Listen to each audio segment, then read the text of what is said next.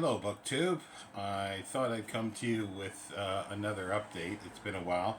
I think the last time that I did an update was when Aaron was here and we did a live. It's been a few weeks. A few things have happened. I'm sort of not any further along with the moving. I'm not sure where I was last time, so I'll just say I've sort of my benefits have been sorted out, so that's coming through. So I can now rent a place. And a friend of mine has been looking at places up in the Northeast, and there was one that was perfect. Well, a couple. One of them, it just the agency just sort of dragged with things, and I kept calling and calling, and they said, "Well, maybe we should chase that up with the landlord." Yeah, you should. And then finally, 2.5 or 3 weeks after I said I wanted to rent it, I was then told, after again calling and calling, to be told that the landlord has found a tenant privately themselves, so it's no longer available for rent, even though it's still listed for rent. So I don't know. And so I've been looking around, even at that time, looking around for other houses, and my friend went to an appointment to see one that looked pretty good. It was just literally just a few streets over from where the one that fell through, and nobody showed up. The agency says, oh, they left messages both with me and my friend to say that everybody in the office has COVID and they could not have the viewing appointment. Well, nobody left messages. And having one number or one email address wrong, but having both our numbers wrong and email addresses wrong is a little hard to actually believe.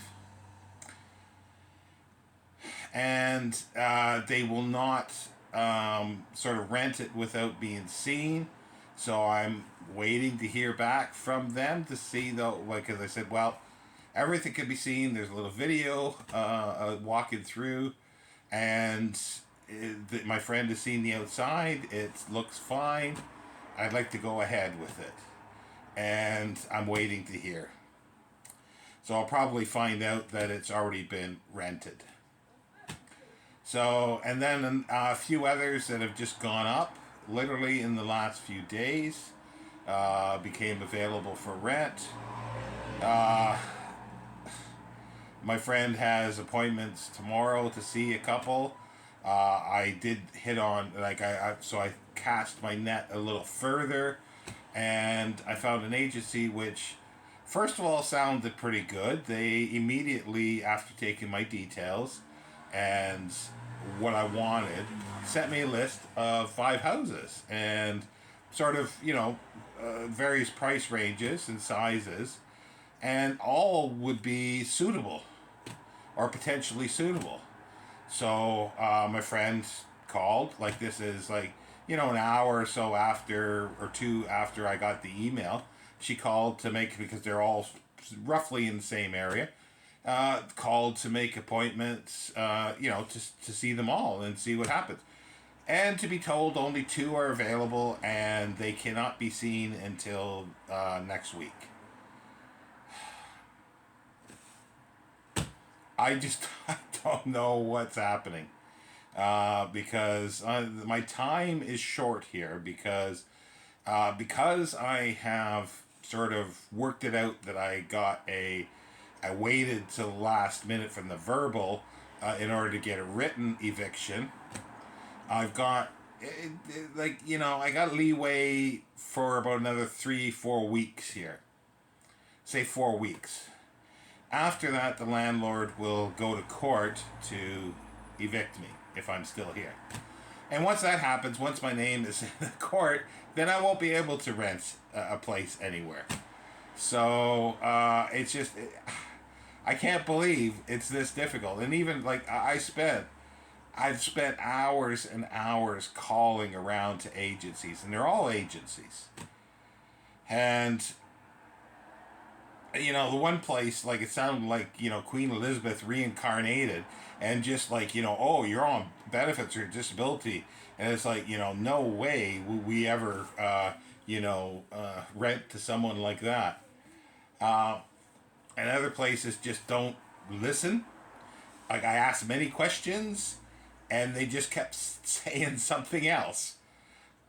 And it's like, I don't know if this is common with agencies, but my experience is not very good with them. Anyway, that aside, since my last video, since the live, I have been reading a bit. As I said, I read, I was going to read and did read William Gibson's The Peripheral. Interesting. It's very different from the TV show, which I sort of expected. And the usual sort of impenetrable text at times that William Gibson has. He seems to like drop words that is in normal writing or speech. And so you're reading along, and it's like bumpy. It's like hitting a bump all the time. And he just purposely makes sections convoluted and opaque. And usually the beginning of the book is that way. And that is, but it was enjoyable. I will eventually get around to reading the prequel, which is the second book in the trilogy. But I went on to read, and it was to be a buddy read, Hyperion. So I have this nice Hyperion omnibus with the two Hyperion books, Hyperion and Fall Hyperion with Dan Simmons. And I've got just over 100 pages left of The Fall of Hyperion. This is a multiple reread for me. The person I was reading with dropped out very early at the beginning.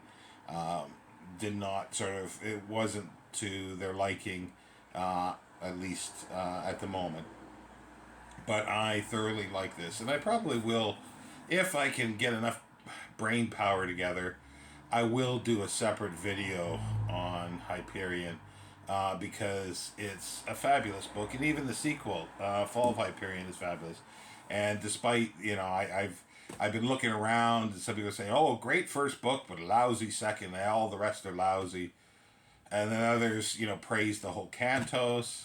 That's what it's called, the Hyperion Cantos, the 4 books, and the sequel, short story, and then there's sort of 2 prequel stories ish for it, and then a few others where they just it's going, oh, it was really enjoyable, but it's very shallow.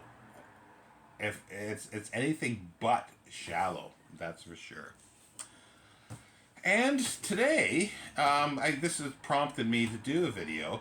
Today I received a package in the mail. Knowing that I was going to be here, I was contacted and was asked if I wouldn't mind a few books that they had picked up. I knew the person who had sent it, so I knew roughly time-wise, so I figured I'd still be here. So I'll show you a couple science fiction anthologies. I've sort of... This is actually a pretty good dust jacket protector, but I had to cut it down. Like I've got quite a few books that I've ordered in the past that turn out to be ex-library. So what I've done is, for the bigger ones, I've sort of cannibalized the dust jacket protectors and cut them down. And this one actually turned out quite good. But anyway, this is called Neglected Visions, edited by Barry N. Malzberg, Martin Harry Greenberg, Martin H. Greenberg, and Joseph D. Olander. And it says this anthology is an attempt to restore the reputations of 8 writers who did not achieve the recognition they deserved. And this was published in 1979 by Doubleday and Company. An interesting collection. There's a couple of writers that I am not sure of, but the rest I'm quite familiar with. Uh, there's Mark Clifton with Clerical Error, Christian Anvil, Mind Partner, Chris Neville, Ballinger's People, Randall Garrett, The Hunting Lodge, Peter Phillips, Lost Memory. I'm not sure of Peter Phillips. Robert Abernathy Jr., Norman Kagan, Laugh Along with Franz, William Ginn, My Darling Hecate, and F. L. Wallace or Floyd L. Wallace, Delay in Transit. Now, I think I know Norman Kagan, but I'm not too sure. Well, I might know F.L. Wallace as well, but there's a couple there that I'm, maybe three that I'm slightly unfamiliar with. I don't remember the stories. I may or may not have read them, but that should be interesting. It's a nice little hardcover. Another older anthology called Adventures in Tomorrow, a galaxy of science fiction stories, edited by Kendall Foster Crowson. And it's got an interesting selection. It's an older one. The ones that I actually really like. It is from 1951, I think. It's a Greenberg publisher, a Corwin book. 1951, yeah. And there's a nice long introduction by Kendall Foster Crossan, and then it's separated into sections: Atomic Age, 1960 A.D. to 2100 A.D. And you got Ward Moore, Ray Bradbury, Forrest J. Ackerman, Walter Van Tilburg Clark, who actually was a writer of the Oxbow Incident. And then another section, Galactic Age, 2100 AD to 3000 AD. Automation, A.E. Van Vogt, Kendall Foster Crossan, he's got his own story in here. C.L. Moore and Isaac Asimov with a fabulous little story, Christmas on Ganymede.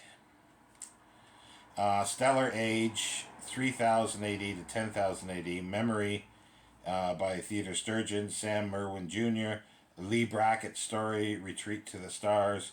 Fabulous writer. Her stuff is really good. Henry Kuttner, The Voice of the Lobster. And then Delphic Age, 10,000 AD to 1 million AD. Robert Arthur with Evolution's End. Anthony Boucher, Transfer Point. And Bruce Elliott, The Devil Was Sick.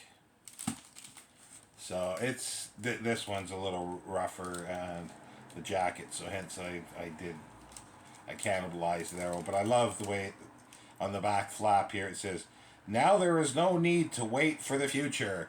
Adventures in Tomorrow will bring it to you today." Just what you'd expect to hear on the radio for something.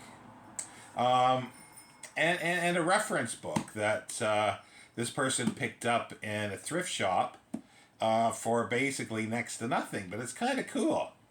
It's Dell Paperbacks, 1942 to mid-1962, a catalog index.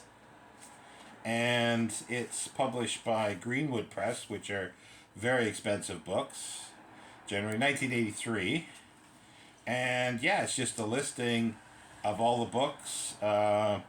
It's got the, cover artist, and copyright information like First Dell Printing, May 1961, and whether it's a romance, a western, whatever, and it's a listing of the numbered ones, but you also you've got subject index, you've got cover artist index if you want to look up, and title index as well.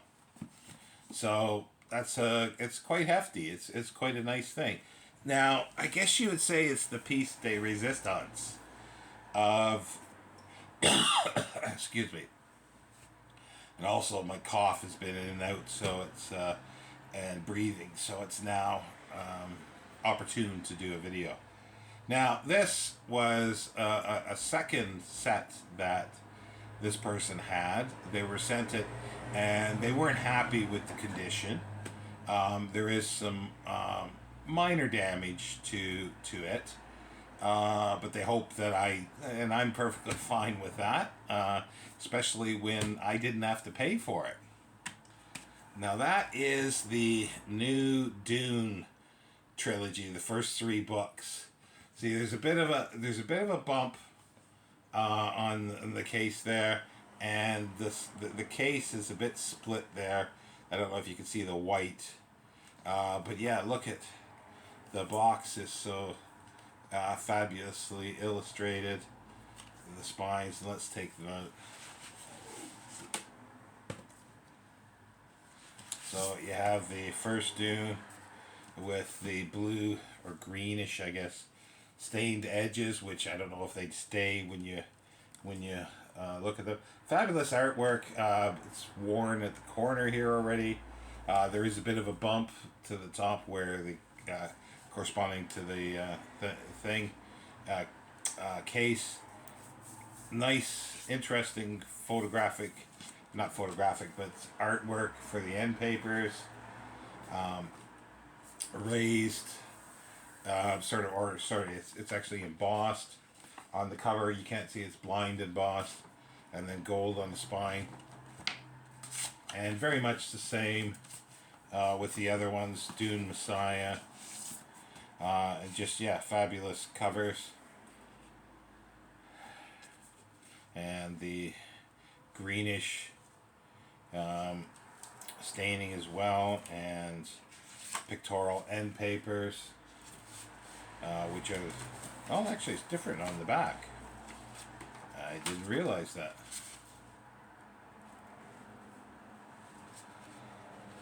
Very, very poorly made though. These are expensive editions. They call them deluxe editions, and they are extremely badly made, quality wise. But they look good. Children of Dune. Again with a great cover and papers.